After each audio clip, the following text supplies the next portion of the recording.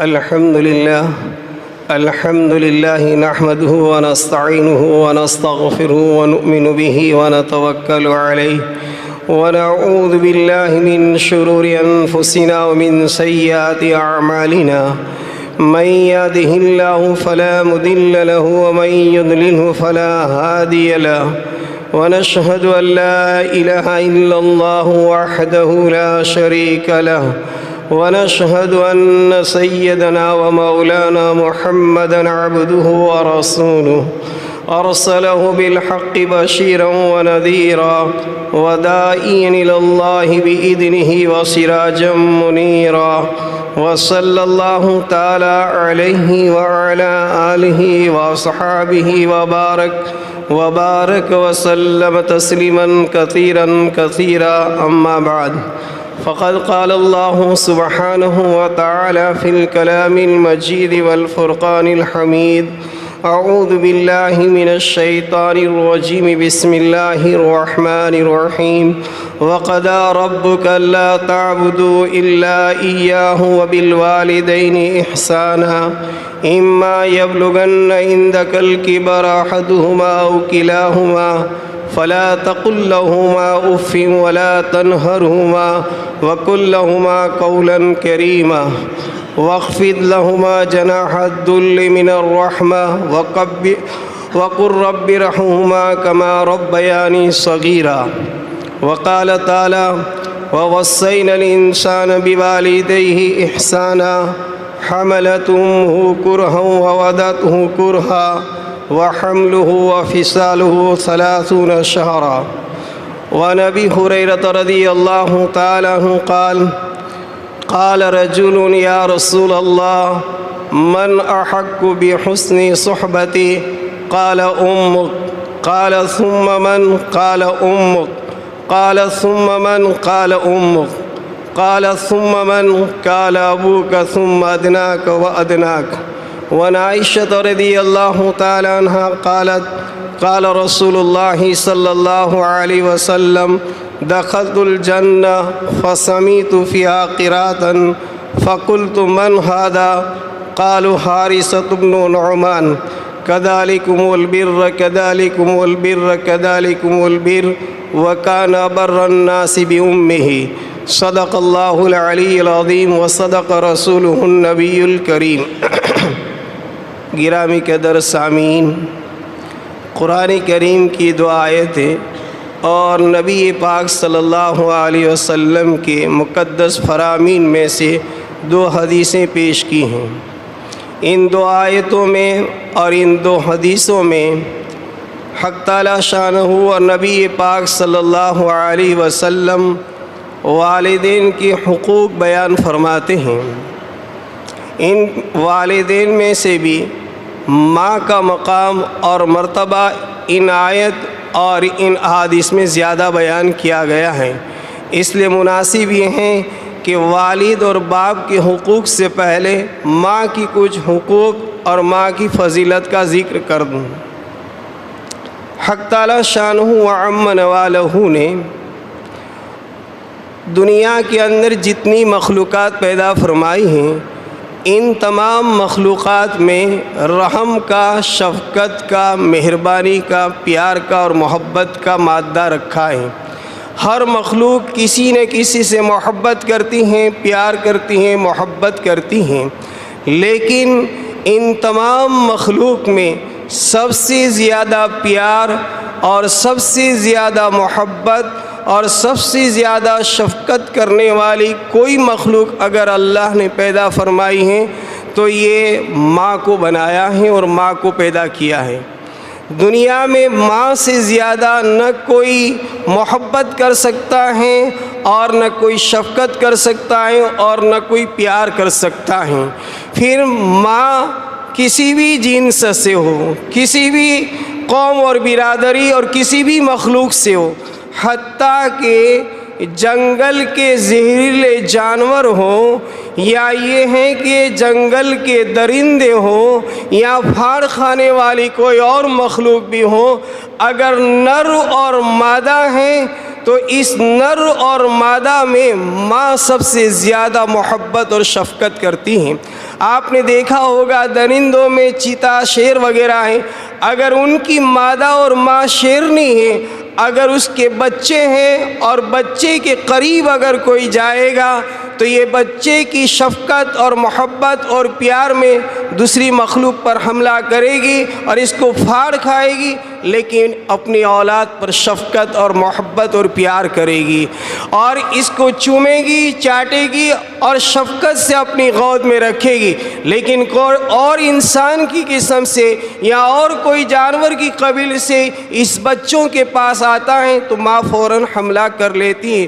درندوں کی بات تو الگ ہے، اگر کمزور سے کمزور مخلوق بھی ہو اور اگر ان کے بچے ہوں اور کوئی اس بچے کو ہاتھ لگاتا ہے تو بچے کی محبت میں اور بچے کے پیار میں یہ کمزور قسم کی ماں ہو پھر بھی یہ طاقتور انسان پر حملہ کر لیتا ہے، چاہے پھر وہ بلی ہو، چاہے کتے کے قبیل سے ہو، چاہے وہ پرندے کے قبیل سے ہو۔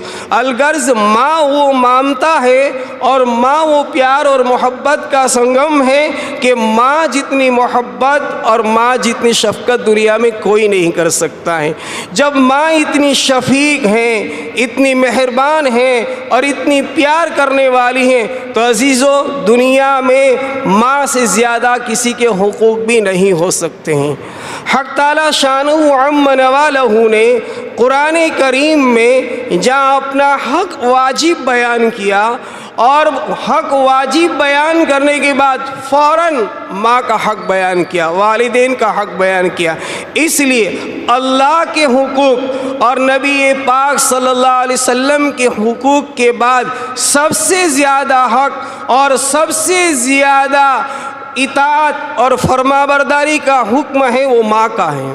اسی لیے قرآن نے کہا وَقَضَىٰ رَبُّكَ أَلَّا تَعْبُدُوا إِلَّا إِيَّاهُ وَبِالْوَالِدَيْنِ إِحْسَانًا، تیرے پروردگار نے یہ فیصلہ کر لیا ہے، یہ حکم سنا دیا ہے اور یہ واجب طور پر کہا ہے کہ اللہ تعبدوا الا ایاہ، کہ دنیا میں اگر پرستش کے، پوجا کے اور عبادت کے کوئی قابل اور کوئی لائق ہیں تو صرف یہ واحد ذات اللہ کی ہیں۔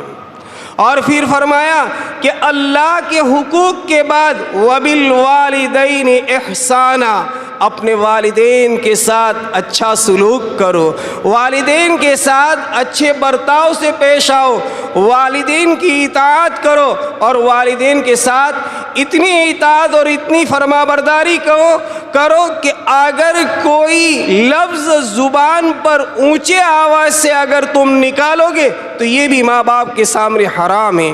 فرمایا اما یبلغن عندک، کہ اگر تیرے پاس تیرے ماں باپ میں سے دونوں یا دونوں میں سے کوئی ایک عمر کی حالت میں پہنچ جائے، بڑھاپے کی حالت میں پہنچ جائے، فلا تقل لہما اف ولا تنہرہما، تو ماں کے سامنے اور باپ کے سامنے تم اف تک بھی مت کہو۔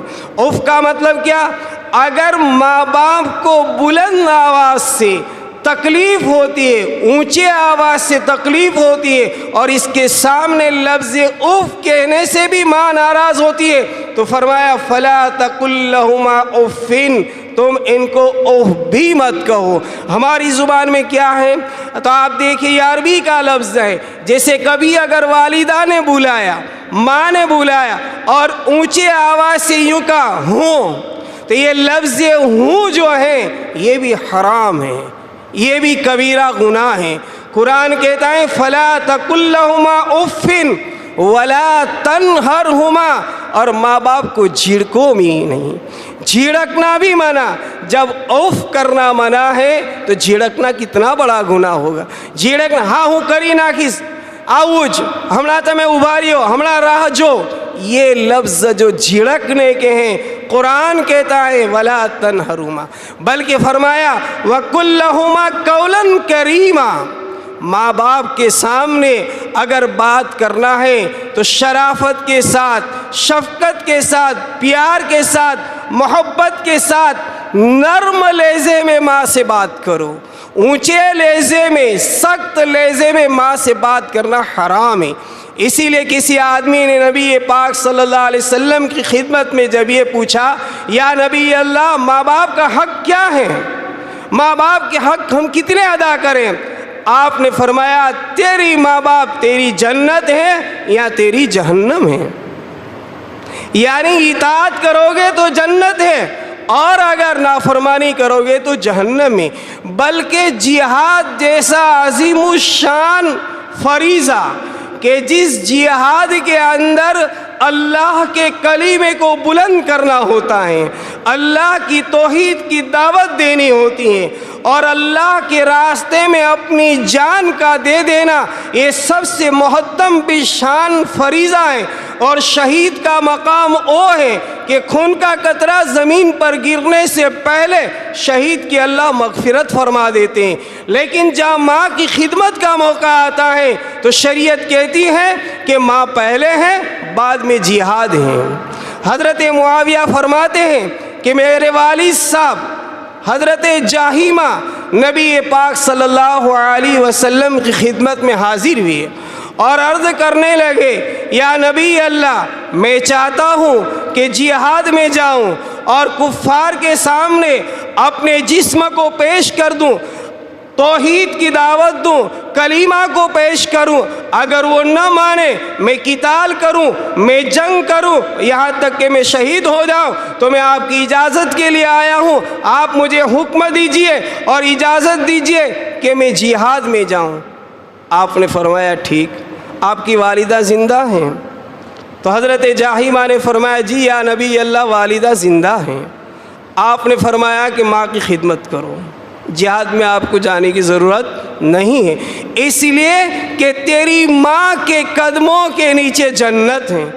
جہاد کرنے سے مقصد اگر زندگی میں جنت کمانا ہے اور اللہ کی خوشنودی حاصل کرنا ہے تو میرے پیارے صحابی، اپنی ماں کی جا کر خدمت کرو۔ ماں سے جو مقام ملے گا اور ماں سے جو اللہ کی رضامندی ملے گی، وہ آپ کو جہاد سے نہیں مل سکتی ہیں۔ اسی لیے حضرت اویس کرنی رحمۃ اللہ تعالی بہت بڑے تابعی گزرے ہیں، نبی پاک صلی اللہ علیہ وسلم کے زمانے میں ایمان لے آئے ہیں۔ آپ صلی اللہ علیہ وسلم کی تمنا اور ارمان تھی کہ زیارت کر لیں، لیکن ماں حیات تھی۔ نبی پاک صلی اللہ علیہ وسلم مکہ میں ہیں، آپ کسی اور جگہ ہیں۔ حضرت اویس کرنی چاہتے تھے کہ میں نبی اللہ کی زیارت کر لوں، اللہ کے نبی کا دیدار کر لوں تاکہ میری آنکھیں ٹھنڈی ہو جائے، لیکن چونکہ ماں ضعیف تھی، ماں حیات تھی، ماں کی خدمت کا تقاضا تھا۔ اللہ کے نبی صلی اللہ علیہ وسلم سے عرض کیا، پوچھا، اللہ کے نبی زیارت کرنا چاہتا ہوں اور آپ کے دیدار سے مقام صحابہ حاصل کرنا چاہتا ہوں، اس لیے کہ دنیا میں انبیاءوں کے بعد اگر کسی کا مقام ہے تو صحابی کا مقام ہے، اور صحابی اس کو کہتے ہیں جس انسان نے ایمان کی حالت میں نبی پاک صلی اللہ علیہ وسلم کا دیدار کیا ہو، آپ کی زیارت کی ہو، اپنی آنکھوں سے نبی کے چہرے انور کو دیکھا ہو، وہ مقام صحابی پر پہنچ جاتا ہے۔ تو صحابہ کا مقام بہت اونچا۔ حضرت اویس کرنی چاہتے تھے کہ میں نبی پاک صلی اللہ علیہ وسلم کا دیدار کر کے، آپ کی زیارت کر کے، آپ کے چہرے انور کو دیکھ کر مقام صحابیت بھی حاصل کروں، اور یہ ہے کہ میری آنکھوں کی ٹھنڈک بھی ہو۔ نبی پاک صلی اللہ علیہ وسلم سے عرض کر رہے، نبی اللہ اجازت دیجئے میں آپ کی زیارت کر لوں۔ آپ نے فرمایا، اویس اپنی ماں کی خدمت میں رہو، ماں کی خدمت میں جو تمہیں ملے گا وہ اور چیز ہے، اس لیے آپ پر لازم ہے کہ اپنی ماں کی خدمت کرو۔ آپ اندازہ لگائیے، ایک طرف اللہ کے نبی صلی اللہ علیہ وسلم ہیں، ایک طرف حضرت اویس ہیں، چاہتے ہیں کہ آپ کا دیدار کر کے، آپ کی زیارت کر کے صحابی بن جائے، لیکن ماں حیات ہیں۔ نبی اللہ نے فرمایا، اے اویس میری زیارت ضروری نہیں ہے، میری زیارت میں تیرا شوق پورا ہوگا، اور ماں کی خدمت میں تقاضا پورا ہوگا۔ شوق پورا کرنے کے لیے دین نہیں آیا ہے، تقاضے کو پورا کرنے کے لیے دین آیا ہے۔ ماں کی خدمت کر کے، ماں کی خدمت کرتے ہوئے ماں کی رضامندی حاصل کرو، اپنا شوق نہ پورا کریں۔ ماں کی خدمت کر رہے ہیں، اللہ کے نبی کی زیارت نہیں ہوئی، یہاں تک کہ اللہ کے نبی کا وصال ہو رہا ہے اور حضرت اویس کرنی کو موقع نہیں مل رہا ہے، لیکن ماں کی خدمت سے مقام کیا ملا؟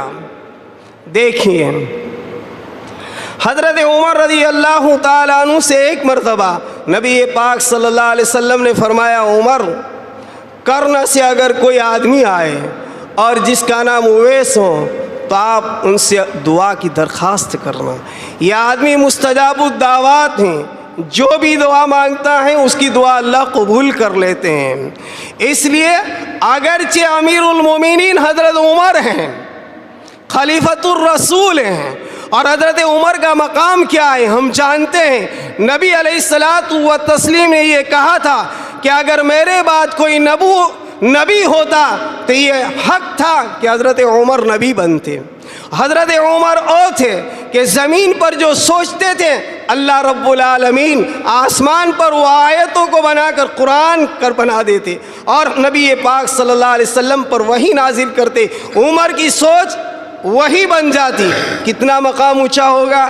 لیکن جب دعا کا وقت آیا اور دعا کی قبولیت کا وقت آیا تو نبی اللہ کہتے ہیں، عمر، کرن سے ایک آدمی آئے گا جس کا نام ہوگا اویس، اگر وہ حج کے موقع پر ملاقات ہو جائے تو آپ ان سے دعا کا کہنا، یہ اللہ کا وہ بندہ ہے کہ اللہ سے جو بھی مانگتا ہے اللہ ان کی لاج رکھ لیتے ہیں اور ان کی زبان کے جملے کو رد نہیں کرتے ہیں۔ عمر، اس سے دعا کا کہنا۔ جب حضرت کرن سے کوئی قافلہ آتا اور کوئی قبیلے والے آتے، کوئی گروپ والے آتے، حضرت عمر حج کے موقع پر پوچھتے کہاں سے آنا ہوا، لوگ بتاتے کرن سے آتے ہیں۔ فرماتے کیا کوئی اویس نامی آدمی بھی ہیں؟ فرمایا نہیں۔ کئی قافلے آ گئے، ایک قافلے میں ایک مرتبہ حضرت اویس کرنی رحمۃ اللہ تعالی آئے۔ جب قافلے والوں سے پوچھا تو فرمایا کہ کیا تمہارے اندر کوئی اس نام کا آدمی ہے؟ فرمایا کہ جی ہاں ہیں۔ حضرت عمر رضی اللہ تعالیٰ عنہ نے ملاقات کی اور نبی پاک صلی اللہ علیہ وسلم نے جو حلیہ بتایا تھا، جو صورت حضرت اویس کرنی رحمۃ اللہ تعالیٰ کی بتلائی تھی، وہ صورت کو دیکھا، مینوان وہی صورت ہے، وہی حلیہ ہے۔ حضرت عمر فرماتے ہیں، اویس، آپ اپنی دعا میں مجھے یاد رکھنا اور مجھے اپنی دعاؤں میں نہ بھولنا۔ انداز لگائیے کون کہہ رہے ہیں، کس کو کہہ رہے ہیں؟ عزیزو، یہ مقام ملا ہے ماں کی خدمت سے۔ تو ماں ہے۔ آج کل ماں کے حقوق کے بارے میں جتنی کوتاہی ہم سے ہو رہی ہیں اللہ معاف کرے، بلکہ اگر ماں ضعیف ہو جاتی ہیں عزیزو تو دعائیں یہ کرتے اللہ عافیت کا معاملہ کرے، اور عافیت میں نیت یہ ہوتی ہے کہ اللہ تعالیٰ ماں کو جلدی سے لے لے، تاکہ بوڑھی ہو چکی ہے، بیمار رہتی ہیں، خدمت نہیں کر سکتے۔ حالانکہ ماں کا مقام تو وہ تھا کہ اگر دنیا میں جنت کمانا ہے تو ماں کی خدمت تھی، دنیا میں دل کو سکون حاصل کرنا تھا، دنیاوی برکتوں کو حاصل کرنا تھا، دنیاوی سکون اور چین کو حاصل کرنا تھا تو عزیزو ماں ہیں۔ جیسے کہ تمام عبادت کا مغز دعا ہے، حدیث نے فرمایا الدعاء مخ العبادہ، کہ تمام عبادت میں دعا یہ عبادت کا مغز ہے۔ اسی طریقے سے تمام دعاؤں کی ماں یہ ماں کی دعا ہے۔ ماں جو ہاتھ اٹھاتی ہیں اللہ قبول کر لیتے ہیں۔ حضرت بایزید بستامی رحمۃ اللہ تعالی پیدائشی ولی ہے، پیدائشی ولی ہیں، اللہ کے بہت بلند پائے کے ولی ہیں، لیکن مقام حضوری حاصل کرنا چاہتے تھے۔ مقام حضوری ولایت کا ایک مقام ہے، مختصر اس کو یہ سمجھو کہ ہر وقت اللہ نگاہ میں رہے، اللہ کی زیارت ہو رہی ہو، یعنی ہر وقت انسان کا نفس ایسا بن جائے گویا میرے سامنے اللہ حاضر ہے۔ اس مقام کو مقام حضوری کہتے ہیں۔ بہت پڑھے لکھے ہوئے آدمی مقام حضوری حاصل کرنے کے لیے ماں کی اجازت طلب کی اور عرض کیا امی جان میں چاہتا ہوں کہ اللہ کا دیدار کروں، مقام حضوری حاصل کروں، تو آپ اجازت دیجئے تو میں کچھ مجاہدہ کروں اور اپنے آپ کو اور نفس کو تھکاؤں تاکہ مقام حضوریت مل جائے۔ ماں ہوتی ہیں، ماں نے کہا بیٹا ٹھیک ہے چاہیے، آپ دین کے معاملے میں محنت کیجئے، مجاہدہ کیجئے اور اللہ کی حضوری حاصل کیجئے۔ حضرت بایزید بسطامی رحمۃ اللہ تعالی 40 سال تک جنگل بیابان میں گھومتے رہے، کبھی اس جنگل میں، کبھی اس جنگل میں، کبھی یہاں کبھی وہاں، یہاں تک کہ 40 سال میں اہل تاریخ نے لکھا ہے کہ غذا تک نصیب نہیں ہوئی، درختوں کو پتے کھا لیتے تھے، پانی پی لیتے تھے، اس میں اپنا گزارا کر لیتے تھے، روزہ رکھتے تھے، بس وہی مل گیا تو روزی اور افطار کر لیا، کبھی جنگل کے پتوں کو چبا لیا، کبھی جنگل میں سے پانی مل گیا پانی پی لیا، پورے جوانی کے عالم میں گئے ہیں، 40 سال ہو گئے ہیں، بڑھاپا آ گیا۔ ایک مرتبہ جنگل جا رہے تھے، ایک قریب بستی سے گزرے تو دیکھا کہ یہاں جنگل بھی ہے اور بستی بھی ہے، معلوم کیا تو وہ بستی بستان تھی، تو کہا کہ یہاں تو میری والدہ کا مکان ہے، معلوم نہیں مجاہدہ کرتے کرتے 40 سال گزر گئے ہیں اور ماں کی ملاقات نہیں ہوئی ہے، ہو سکتا ہے کہ مکان دیکھ لوں، ماں حیات ہو تو ملاقات ہو جائے اور اگر حیات نہیں ہے تو دعا کریں گے۔ اس غرض سے شہر میں تشریف لائے، گھر پہنچے، رات کا وقت تھا، دیکھا اندھیرا ہے، دل میں یہ خیال آیا کہ دروازہ کھٹکھٹاؤں تاکہ ماں سے ملاقات کر لوں اور ماں کی دعائیں لے لوں، لیکن رات کا وقت ہے، ماں آرام کر رہی ہوگی، اس لیے اگر میں دروازہ کھٹکھٹاؤں گا تو ہو سکتا ہے کہ ماں کی آنکھ کھل جائے گی، ماں کو تکلیف ہوگی، تو ماں کو اٹھانے کی تکلیف نہ دینے کی وجہ سے پوری رات دروازے کے اوپر بیٹھے رہے۔ جب تہجد کا وقت ہوا تو گھر میں سے پانی کے گرنے کی آواز آئی، حضرت بایزید بسطامی سمجھ گئے کہ ماں تہجد کے لیے اٹھی ہے، وضو کر رہی ہے، دروازے کے اوپر ہاتھ لگا کر کھٹکھٹایا، ماں کی زبان سے نکلا کون؟ بایزید۔ صرف دروازے کو کھٹکھٹایا اور کھٹکھٹاتے ہی ماں اس بیٹے کے ہاتھ کی آواز کو پہچانی اور کہا کہ کیا بایزید ہیں؟ بیٹے نے کہا جی امی بایزید ہوں۔ دروازہ کھولا، دیکھا کہ بچہ تو جوانی میں گیا تھا، چہرے پر داڑھی بھی نہیں تھی، اب تو داڑھی بھی بڑی ہو چکی ہے، سر کے بال بھی بڑے ہو چکے ہیں، کپڑے بھی پراگندہ ہیں۔ اپنے بیٹے کے چہرے پر، دونوں گالوں پر دونوں ہاتھ ملے اور پوچھا بیٹا ٹھیک ہو؟ کیا ہے؟ کہا امی جی بہت اچھا ہوں۔ کہا اللہ بیٹا مل گئے؟ کہا کہ امی اب بھی اللہ کی حضوری نصیب نہیں ہوئی۔ 40 سال لگا رہے ہیں اللہ کی حضوری کے لیے، اللہ کا استظہار پیدا کرنے کے لیے، لیکن ان مجاہدوں کے بعد بھی اللہ کا استظہار نصیب نہیں ہوا۔ حضرت بایزید بسطامی رحمۃ اللہ کی ماں نے تہجد کا وقت ہے، اپنے بیٹے کے رخسار سے ہاتھ اٹھائے، ہاتھ اٹھانے کے بعد آسمان کی طرف بلند کیے اور عرض کیا الہ العالمین میرا بیٹا 40 سال تک تیری استظاری میں، تیری حضوری میں در بدر جنگل بجنگل گھومتا رہا، بھٹکتا رہا، الہ العالمین ابھی وہ حضوری نصیب نہیں ہوئی۔ اس بڑھیا ماں کی دعا ہے کہ میرا بیٹا جو چاہتا ہے الہ العالمین تو انہیں دے دے، بس ابھی تو ماں کے ہاتھ چہرے پر پھرے نہیں ہیں۔ اور حضرت بایزید بسطامی رحمۃ اللہ تعالیٰ کو اللہ کی حضوری نصیب ہو گئی۔ یہ ماں ہے، یہ ماں ہے۔ عزیزوں 40 سال کی ایک طرف دین کی محنت، ایک طرف مجاہدہ، اپنے آپ کو تھکانا، اور جہاں پر اللہ کی حضوری لینی تھی وہ ماں کی دعا ہے۔ اس لیے فرمایا کہ ماں سے دعائیں لو، ماں کی بد دعا مت لو۔ ایک صحابی تشریف لائے نبی پاک صلی اللہ علیہ وسلم کی خدمت میں اور کچھ عرض کرنے لگے اور ماں باپ کے بارے میں کہنے لگے، اور پھر کہنے کے بعد کہنے لگے اللہ کے نبی وَإِن ظَلَمَا آپ کہتے ہیں ماں باپ کے ساتھ حسن سلوک کرو، ان کی خدمت کرو، ان کی اطاعت کرو، ان کی نافرمانی نہ کرو، ان کے سامنے اونچے آواز سے نہ بولو۔ تو نبی اللہ کیا اگرچہ ماں باپ ظلم کرے تو بھی اس آدمی نے 3 مرتبہ جملہ کہا کہ ظلم کرے تو بھی آپ نے کہا 3 مرتبہ جملہ کہا وَإِن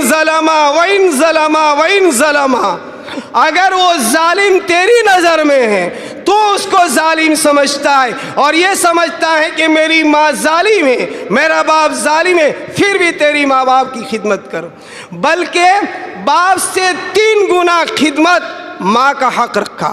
قرآن کہہ رہا ہے وَوَصَّيْنَا الْإِنسَانَ بِوَالِدَيْهِ إِحْسَانًا، آگے فرماتے ہیں حَمَلَتْهُ أُمُّهُ كُرْهًا وَوَضَعَتْهُ كُرْهًا وَحَمْلُهُ وَفِصَالُهُ 30 شهرًا۔